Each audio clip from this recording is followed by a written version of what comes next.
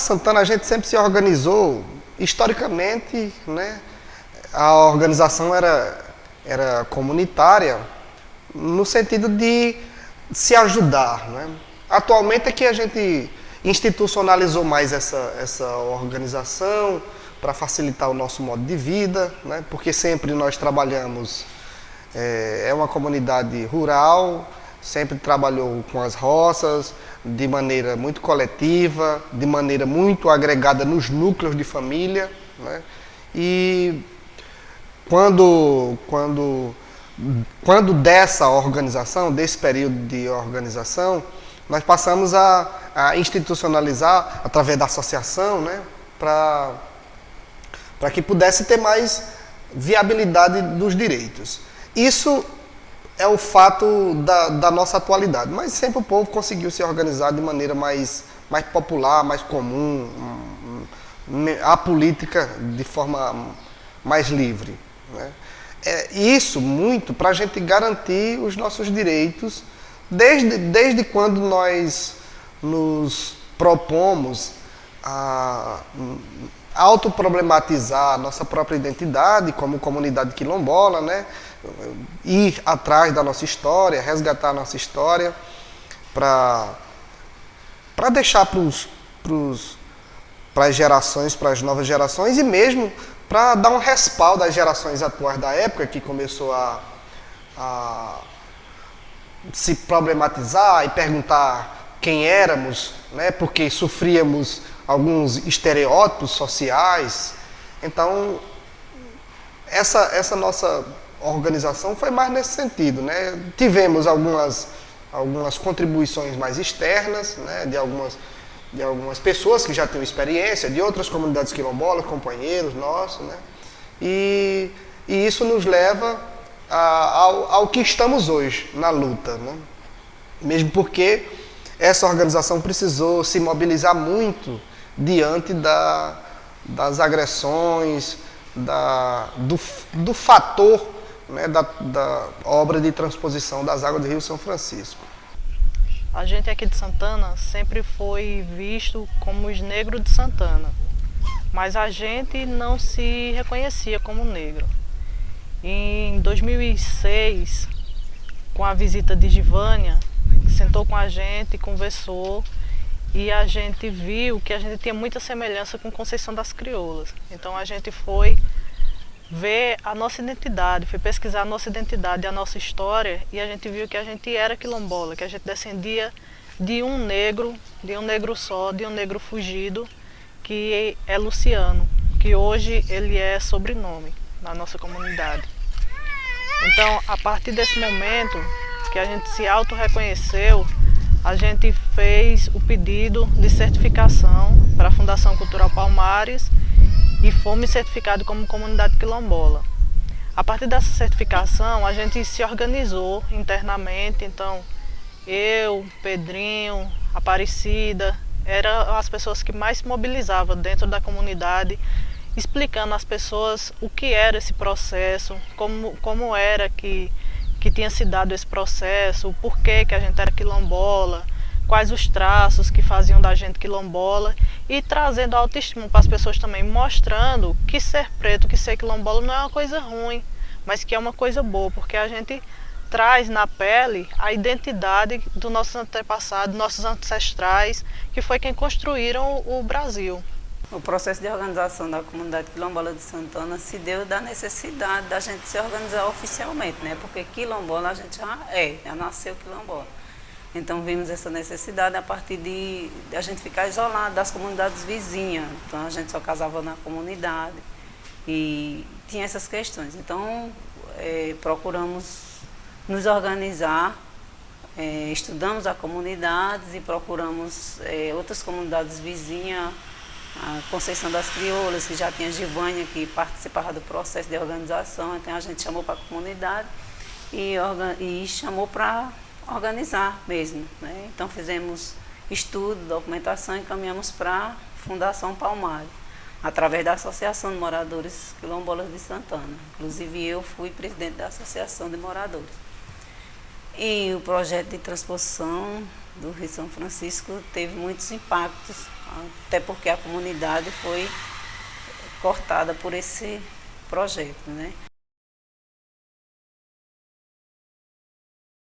O homem chega, já desfaz a natureza, tira a gente, põe represa, diz que tudo vai mudar. O São Francisco lá pra cima da Bahia diz que um dia menos dia vai subindo devagar. De passo a passo vai cumprindo a profecia do beato que dizia que o sertão ia alagar. O sertão vai virar mar, dá no coração, o medo que algum dia o mar também vire sertão. Vai virar mar, dá no coração, o medo que algum dia... Bom, aí chega... já em mais ou menos ano 2004, 2005, essa história da transposição das águas do Rio São Francisco, né? Que é uma história bem antiga, né? Que isso os mais velhos já falavam, que um dia as águas do Rio São Francisco iam passar lá por perto da gente, dentro do nosso território, mas isso veio como um mito. Mas, na verdade, depois, a partir desse tempo, de 2005, isso se tornou realidade mesmo. Começaram a vir as estruturas das obras da transposição das águas do Rio São Francisco. Bom, nesse período houve um certo rebuliço na comunidade, nós sem ter muito conhecimento, né, mesmo tendo os povos quilombolas, mesmo tendo legislação específica, esse processo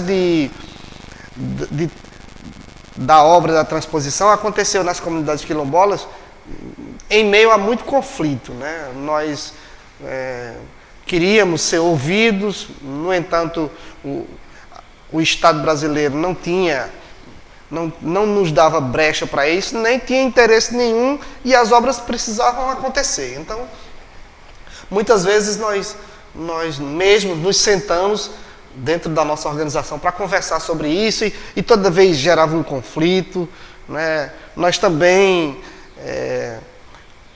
fomos pegos quase de surpresa, porque não estávamos esperando isso, né? E aí chamamos os responsáveis pela obra, pelo projeto, para conversar, né? E a conversa era sempre, ou quando a conversa não era boicotada, era uma conversa sempre bonita, assim, né? Porque tinha um projeto exclusivo para a gente, né? Para os povos quilombolas, que a gente ia ter direito a certas estruturas, né? Dos ministérios, do governo, né? E nós íamos ter, nossas estradas iam ser melhoradas, nós íamos ter posto telefônico, na época era importante para a gente, porque éramos um pouco sem comunicação, como ainda hoje nós temos dificuldades nessa coisa da telefonia móvel e da comunicação. E as escolas iam ser revitalizadas, postos de saúde, né? E que íamos ter direito à água também. Aí foi onde uma comunidade de agricultores, né?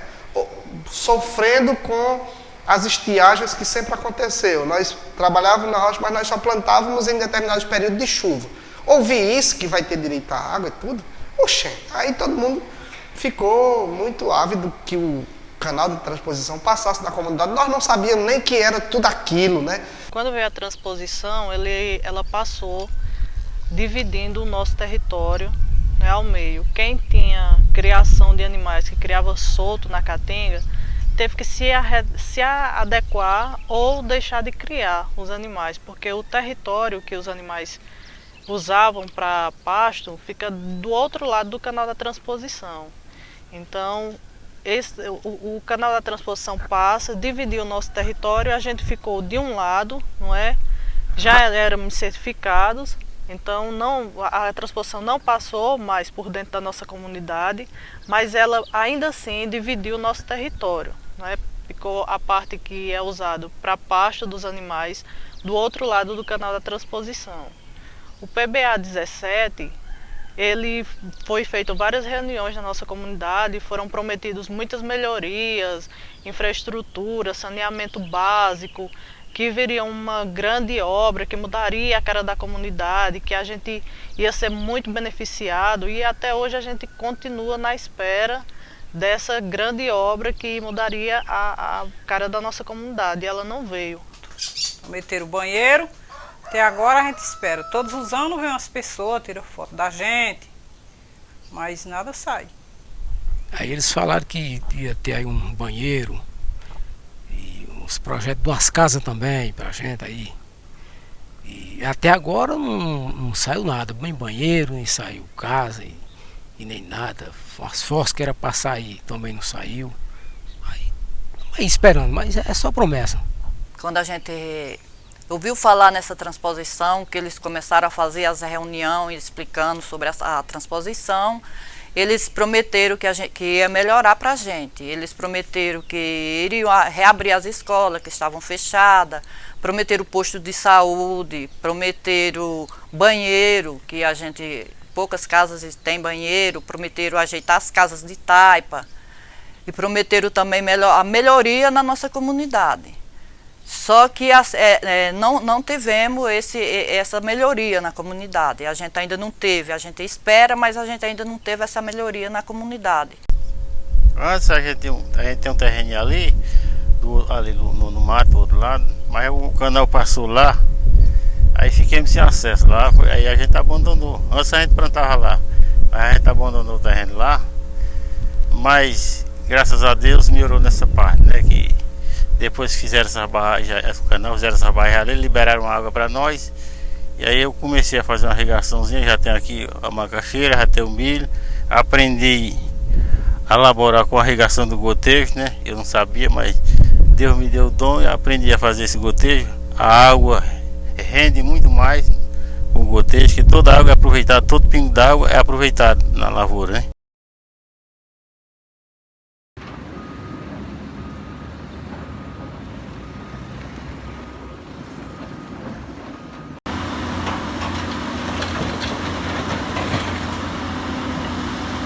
Antes das explosões, essa casa não tinha rachadura. Depois começou as explosões do canal, a detonação, ela começou a rachar num canto, rachou ali na frente, rachou aqui na parte da cozinha, rachou lá dentro, e aí assim por diante. E quando eles tocavam o fogo lá nas explosões, ela tremia. O senhor viu os alumínios se tremer todinho, ela dá aquele choque, chocava com a gente, ficava tremoso. Aquele tremelico sobre as explosões, era grande. Aí pronto, tá toda rachada a minha casa. Mora eu, minha esposa, meu menino, bem enquanto vem pra cá e diz: pai, essa casa sabe que não tem perigo? Digo: eu acho que não, a gente vai ver o que faz. Quando eles começaram aí, eles sempre diziam que ia ser bom, né, pra gente, mas o que trouxe foi muito prejuízo nas explosões.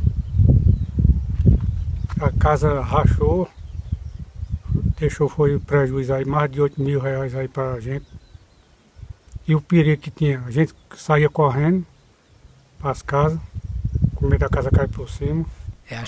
Eu tinha uma meia dúzia de criação, aí ela descia aqui até a toda, que o menino estava falando aí.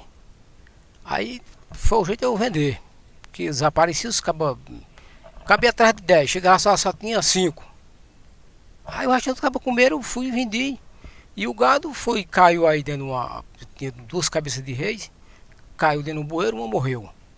Tem só o bezerro.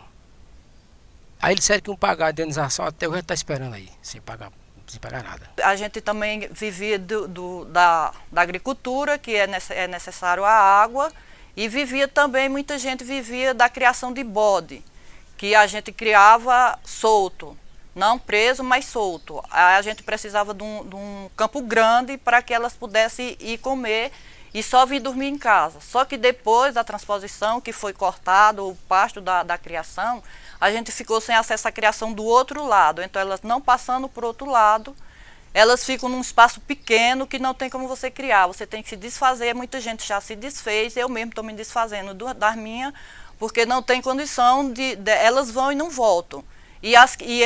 Sem contar que elas vão e os ladrões roubam, porque estão do outro lado, estão sem dono, é uma caatinga que elas vão e não conseguem voltar.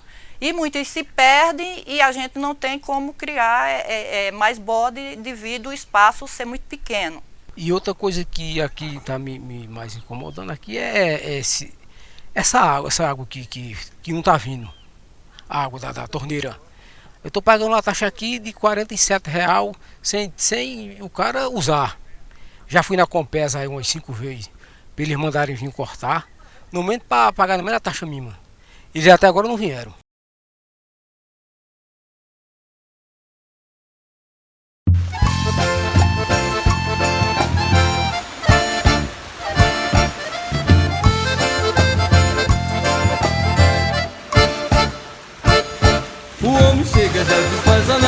natureza tira a gente, põe represa, diz que tudo vai mudar.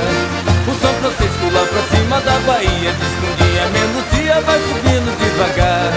E passo a passo vai cumprindo a profecia do beato que dizia que o sertão ia alagar. O sertão vai virar mar, dá no coração, com medo que algum dia vai também vir sertão. A água hoje, ela solta lá no riacho, de uma das bacias da transposição.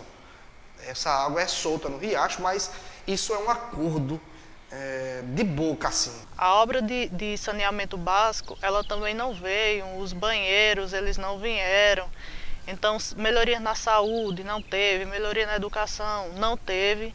Então, a gente não entende como que a obra ela continua, ela está de vento em popa, só que passou pelo nosso território e a gente não teve o benefício que foi prometido, que foi pactuado com a comunidade desde o início. Se chegarem a cortar essa água aí, vai ficar mais ruim do que o que era, porque o pessoal já está bastante acostumado aí com essa soltura da água aí, os trabalhos, tudo desenvolvido aí, nas roças aí. E aí a coisa fica mais ruim por causa que fica ruim até por questão dos bichos aí, né? O canal, ele não passa ele não passou devido a gente ser uma comunidade quilombola, ele não passou diretamente dentro da comunidade, ele passou no aceiro da comunidade, mas eles disseram que o prejuízo que fosse ter em rachadura, eles iam ajeitar, eles iam cobrir esses prejuízos, que o prejuízo que a gente tivesse eles iam ter, mas a gente teve alguns prejuízos durante esse período de transposição, mas eles não cobriram nenhum prejuízo, não saiu banheiro, as escolas não foram abertas, as estradas não estão sendo feitas, ficou muita estrada estragada, as estradas ficaram muito estragadas devido aos carros ser muito pesados e acabou muita estrada, eles não ajeitaram as estradas, e aí a gente está esperando. Foi um período já muito grande, mas a gente está esperando que essas melhorias aconteçam devido a gente ser uma comunidade quilombola e a gente não pretende sair daqui. O que a gente quer é continuar aqui e tendo acesso a essa água, que a gente não tem certeza ainda se a gente vai ter acesso à água, porque se a gente tiver acesso a essa água tanto para beber como para trabalhar, é um recurso para a gente, e aí a gente vai ser o transtorno que a gente passou vai ser coisa pequena diante do recurso que se a gente tiver acesso a essa água. Mas até aqui a gente ainda está na espera.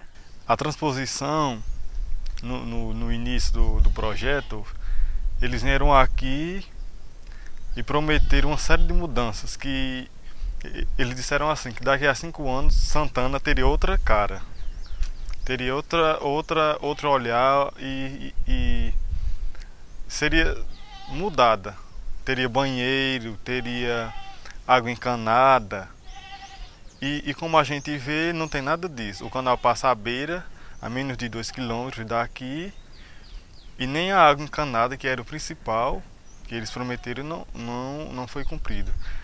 Além do desastre ambiental, que cortou as roças no meio e barreiros, antigos barreiros que eram bons de água, não secavam, e os animais ficaram sem ter para onde ir, sem ter para onde soltar os animais. Nas oficinas do Ministério, no começo da obra da transposição, a gente recebeu oficinas e reuniões, e aí nessas oficinas, nas reuniões que a gente assistia, a gente era informado de que só ia haver melhoria para a comunidade, onde a gente ia melhorar as estradas, a gente ia receber melhoria em casa de alvenarias, ia substituir as casas, ia melhorar no saneamento básico, e até então a gente não recebeu resposta nenhuma, está tudo a desejar. Aqui só melhorou por uma parte aqui, é essa perna d'água que eles estão soltando ali da Barra de Mangueira para dentro o Riacho Grande.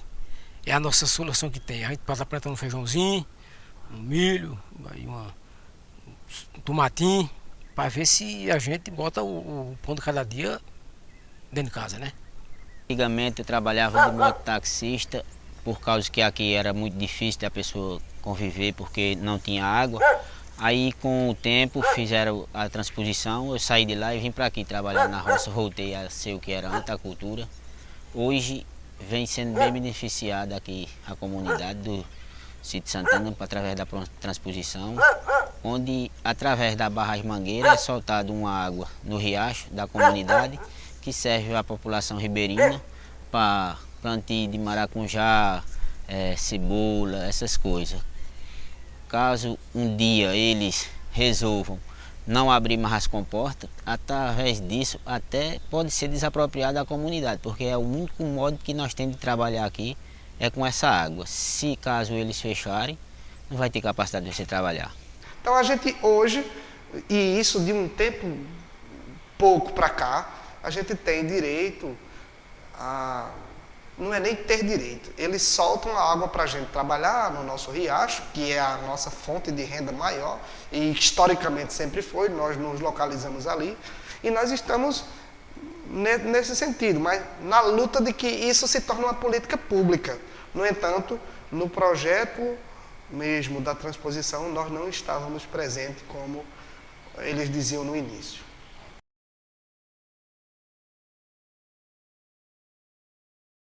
O que um dia desse tinha água e era beleza e verdura, hoje, aí ó, com o acordo feito de boca entre os políticos, não soltam mais água da transposição pra gente e a plantação toda morreu. Outra plantação aqui perdida sem ter água, tentando sobreviver do nada. Só tem areia e mato. A poucos quilômetros daqui, um oásis de água. As barragens e o canal da transposição. E aqui tudo morrendo de sede.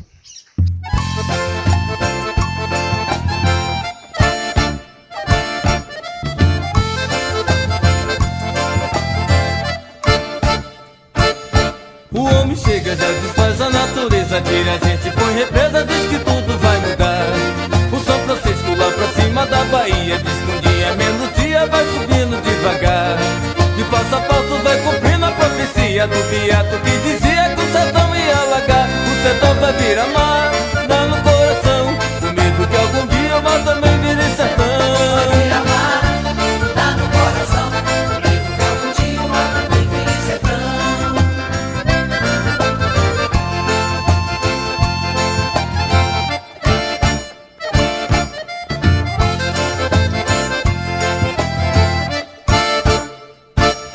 Adeus Remanso, Casa Nova, Santo Sé, adeus Pilão, Marcado, Velho Rio, Tinguli.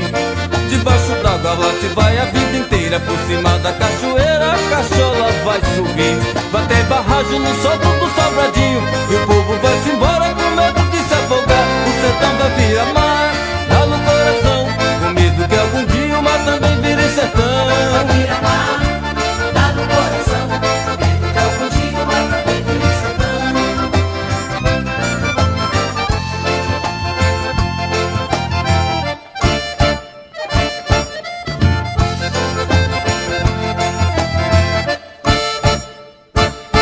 O homem chega, já desfaz, a natureza tira a gente, põe represa, diz que tudo vai mudar. O São Francisco lá pra cima da Bahia diz que dia menos dia vai subindo devagar. De passo a passo vai cumprindo a profecia do beato